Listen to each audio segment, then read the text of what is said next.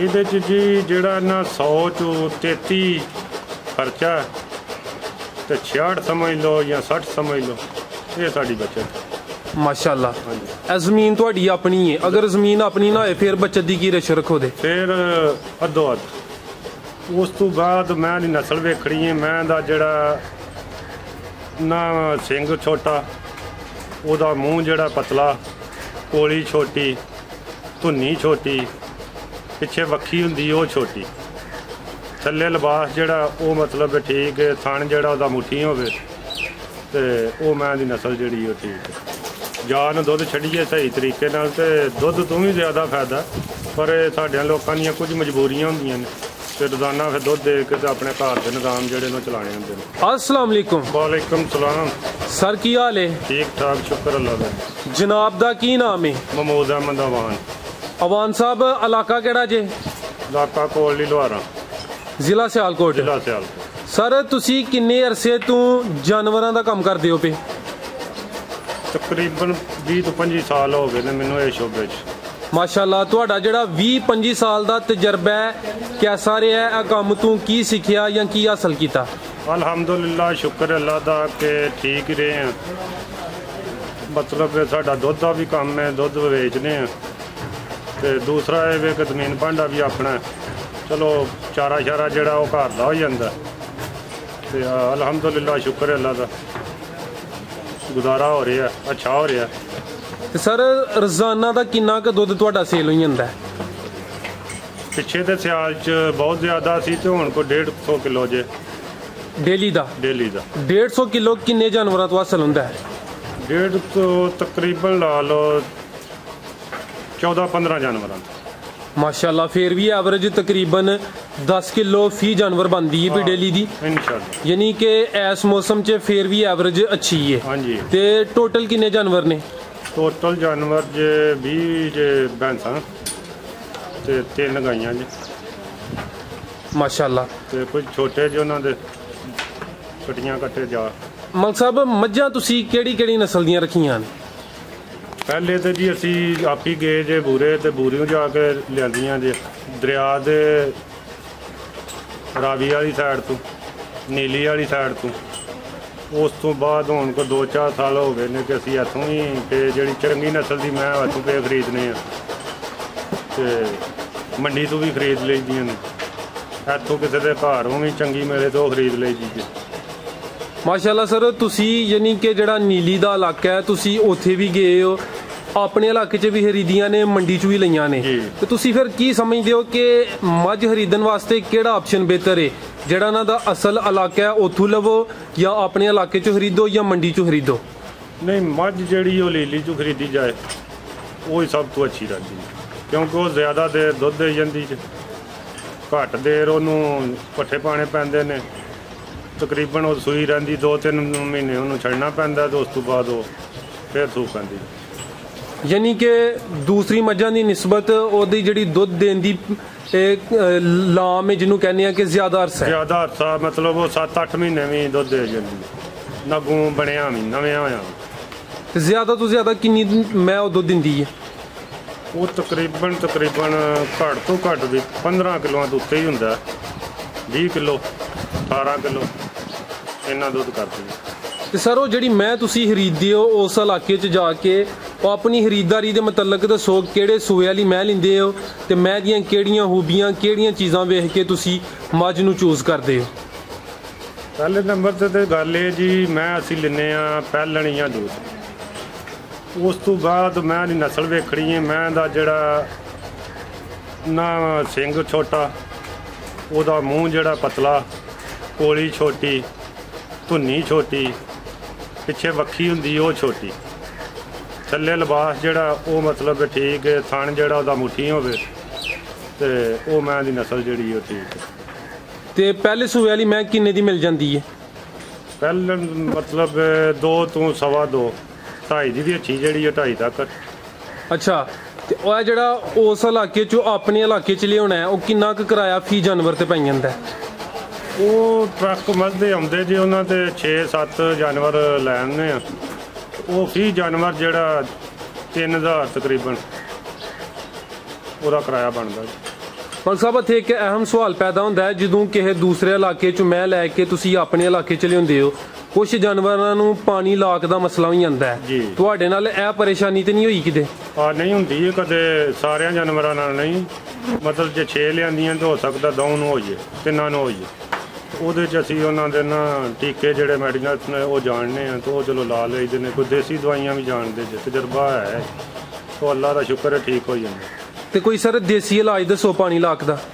ਦੇਸੀ ਇਲਾਜ ਹੁਣ ਜਿਹੜਾ ਸਾਡੇ ਇੱਥੇ ਬਹੁਤਾ ਚੱਲਦਾ ਪਿਆ ਉਹ ਜੇ ਲਾਲ ਮਿਰਚ, ਮੇਥਰੇ ਜੇ, ਤਾਰਾ ਮੀਰਾ ਜੇ, ਇੰਨੀਆਂ ਚੀਜ਼ਾਂ ਵਿੱਚ ਦਲਾ ਲੈਣੀ, ਮੋਟੀ ਇਲਾਚੀ ਜੇ, ਉਹ ਚੀਜ਼ਾਂ ਮਿਲਾ ਕੇ ਤੇ ਉਹਨਾਂ ਨੂੰ ਪਿਆ ਲੈਣ, ਉਹ ਇਹਨਾਂ ਨੂੰ 1 ਪਿੰਨੀ ਰੋਜ਼ ਦੀ ਦੇ ਦੇਣੀ।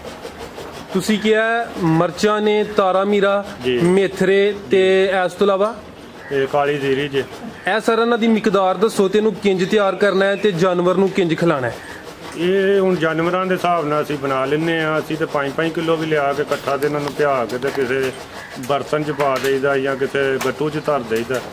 ਉਸ ਤੋਂ ਬਾਅਦ ਇੱਕ ਡਰਮੀ ਹੈ, ਡਰਮੀ ਦੇ ਵਿੱਚ ਨਾ ਕੋਈ ਲੱਸੀ ਘਰ ਦੀ ਜਿਹੜੀ ਹੁੰਦੀ ਹੈ ਉਹ ਲੱਸੀ ਪਾਣੀ ਹੈ, ਇਹਦੇ ਵਿੱਚ ਇਹਨਾਂ ਚੀਜ਼ਾਂ ਨੂੰ ਪਾ ਦੇਣਾ, ਦਰਕੁੰਨੇ ਪਾ ਦੇਣੇ ਨੇ, ਥੋਮ ਜਿਹੜਾ ਪਿਆਜ਼ ਉਹ ਪਾ ਦੇਣਾ, ਤੇ ਇੰਨੀਆਂ ਚੀਜ਼ਾਂ ਨੂੰ ਵਿੱਚ ਮਿਕਸ ਕਰਕੇ ਤੇ ਉਹ ਇਹਨਾਂ ਨੂੰ ਅਸੀਂ 2-2, 4-4 ਨਾਲਾਂ ਜਿਹੜੀਆਂ ਨਾਲ ਉਹ 2-2, 4-4 ਨਾਲਾਂ ਦੇ ਦਿੰਦੇ। ਇਹ ਰੋਜ਼ਾਨਾ ਦੀ ਕਿੰਨੀਆਂ ਨਾਲਾਂ ਦੇਣੀਆਂ ਨੇ? ਮਤਲਬ ਤੁਸੀਂ 3 ਨਾਲਾਂ ਵੀ ਦੇ ਸਕਦੇ ਹੋ, 4 ਵੀ ਦੇ ਸਕਦੇ ਹੋ, ਇਹਦਾ ਕੋਈ ਏਡਾ ਮਸਲਾ। ਤੇ ਇਹ ਜਿਹੜਾ ਸਰ ਅਮਲ ਕਿੰਨੇ ਦਿਨ ਕਰਨਾ ਹੈ? ਇਹ ਜਾਨਵਰ ਦੇ ਪਾਣੀ ਲਾਗ ਦੇ ਹਿਸਾਬ ਨਾਲ, ਕਈਆਂ ਨੂੰ ਮਤਲਬ 2-4 ਦਿਨ ਦੇਈਏ, 8 ਦਿਨ ਦੇਈਏ ਠੀਕ ਹੋ ਜਾਂਦਾ, ਕਈਆਂ ਨੂੰ ਮਹੀਨਾ ਵੀ ਲੱਗ ਸਕਦਾ। ਮਾਸ਼ਾਅੱਲਾ ਸਰ, ਬੜਾ ਅੱਛਾ ਤੁਸੀਂ ਨੁਸਖਾ ਦੱਸਿਆ। ਇਸ ਤੋਂ ਇਲਾਵਾ ਜਾਨਵਰਾਂ ਨੂੰ ਕੋਈ ਮਿਰਚ ਮਸਾਲਾ ਵੀ ਦੇ ਰਹੇ ਹੋ ਆਮ ਰੂਟੀਨ 'ਚ? ਹਾਂਜੀ, ਉਹ ਅਸੀਂ ਉਹ ਮਸਾਲਾ ਜਿਹੜਾ ਨਾ ਇਹ ਹੀ ਅਸੀਂ ਬਣਾਇਆ, ਇਹ ਹੀ ਦੇ ਰਹੇ ਹਾਂ। ਦੂਸਰੇ ਚੌਥੇ ਦਿਨ ਅਸੀਂ ਮਤਲਬ ਉਹਨਾਂ ਨੂੰ ਦਿੰਦੇ ਰਹਿੰਦੇ। ਤੇ ਸਰ ਇਹਨਾਂ ਦੀ ਖੁਰਾਕ ਕਿਸ ਕਿਸਮ ਦੀ ਅੱਜ ਕੱਲ੍ਹ ਗਰਮੀਆਂ ਦੇ ਮੌਸਮ 'ਚ ਇਸਤੇਮਾਲ ਕਰਦੇ ਹੋ ਪਏ? ਹੁਣ ਫਿਲਹਾਲ ਜਿਹੜਾ ਜੇ ਅਜੇ ਤੇ ਕੋਈ 15-20 ਦਿਨ ਸਾਡੇ ਕੋਲ ਬਰਸੀਨ ਵੀ ਹੈ ਜੇ, ਜਿਹਨੂੰ ਛਟਾ ਲਾਉਂਦੇ ਹਾਂ, ਤੇ ਮਕਈ ਦੇ ਪੱਠੇ ਵੀ ਜੇ ਤੇ ਜਵਾਰ ਦੇ ਵੀ, ਇਹ ਮਿਕਸ ਕਰਕੇ ਵਿੱਚ ਤੂੜੀ ਜੇ, ਉਹਨਾਂ ਨੂੰ ਮਿਕਸ ਕਰਕੇ ਦੋ ਪਾਉਂਦੇ ਜੇ। ਤੇ ਵੰਡਾ ਕਿਹੜਾ ਇਸਤੇਮਾਲ ਕਰਦੇ ਹੋ? ਵੰਡਾ ਜੀ ਜ਼ਿਆਦਾ ਜਿਹੜਾ ਜੇ ਕੌੜੀ ਖਾਲ ਤੇ ਰੋਟੀਆਂ ਦਾ। ਰੋਜ਼ਾਨਾ ਦਾ ਇੱਕ ਮੈਂ ਨੂੰ ਕਿੰਨੀ ਕੌੜੀ ਖਾਲ ਤੇ ਕਿੰਨੀਆਂ ਰੋਟੀਆਂ ਖਿਲਾ ਦਿੰਦੇ ਹੋ?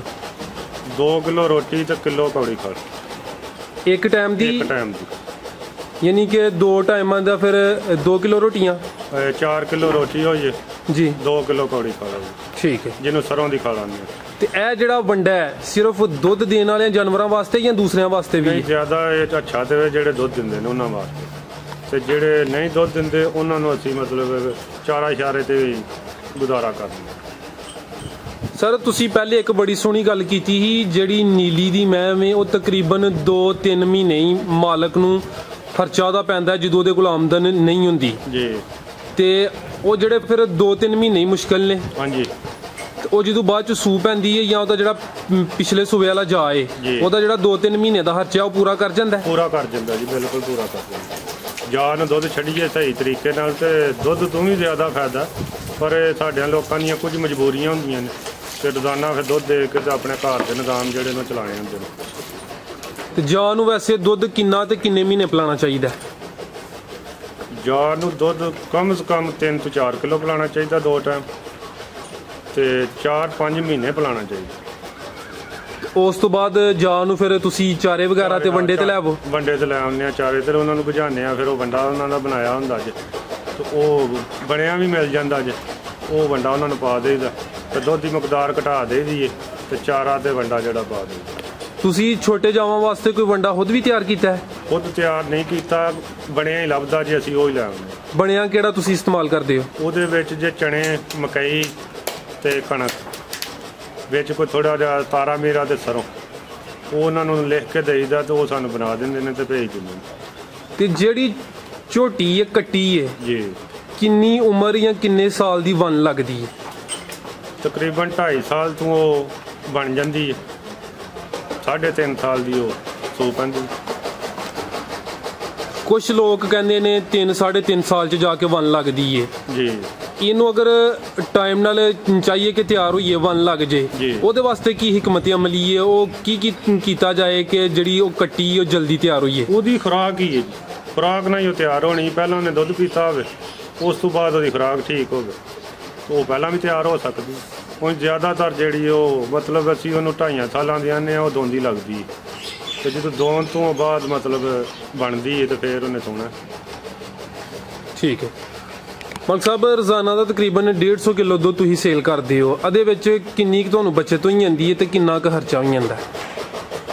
ਇਹਦੇ 'ਚ ਜੀ ਜਿਹੜਾ ਨਾ 100 ਚੋਂ 33 ਖਰਚਾ ਤੇ 66 ਸਮਝ ਲਓ ਜਾਂ 60 ਸਮਝ ਲਓ, ਇਹ ਸਾਡੀ ਬਚਤ। ਮਾਸ਼ਾਅੱਲਾ। ਇਹ ਜ਼ਮੀਨ ਤੁਹਾਡੀ ਆਪਣੀ ਹੈ, ਅਗਰ ਜ਼ਮੀਨ ਆਪਣੀ ਨਾ ਹੋਏ ਫਿਰ ਬਚਤ ਦੀ ਕੀ ਰਸ਼ ਰੱਖੋ ਦੇ? ਫਿਰ ਅੱਧੋ ਅੱਧ 50-50 ਜ਼ਬਰਦਸਤ ਹੋ ਗਿਆ। ਮਲਕ ਸਾਹਿਬ ਮਾਸ਼ਾਅੱਲਾ ਤੁਸੀਂ ਬੜੀਆਂ ਕੀਮਤੀ ਗੱਲਾਂ ਕੀਤੀਆਂ ਨੇ, ਦਿਲ ਖੁਸ਼ ਹੋਇਆ।